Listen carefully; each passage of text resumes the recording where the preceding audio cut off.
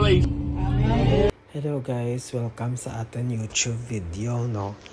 Kay tilad ni adlaw adto kita sa Jerusalem kay Semana Santa na, maumpisa na ang Semana Santa kag ma-attend kita sa Domingo de Ramos, no?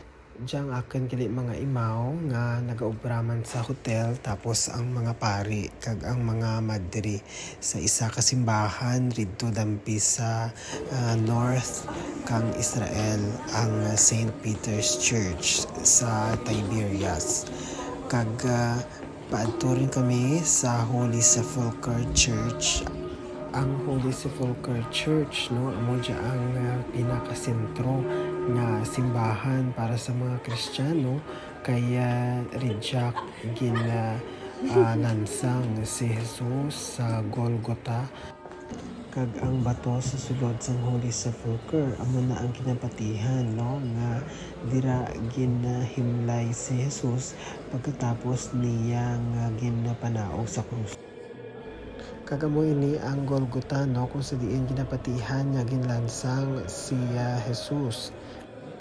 Kag amo na diri ang sasulod sang Holy Sepulchre Church ang may mga sakristan kag ang mga pari nga nagahiwat sang ila misa.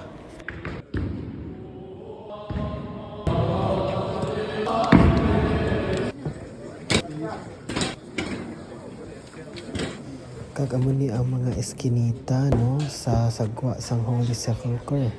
Kag diri naman makita naton ang Tower of David, no, nga ara lang sa kilid sang Holy Sepulchre Church. Kag bantay sarado man gid ini, no, sa mga Israel nga mga pulis. Kag hasta subong, no, Marso 2024 ang may gira gihapon ang ini nga bansa kag wala gid sang kalinungan.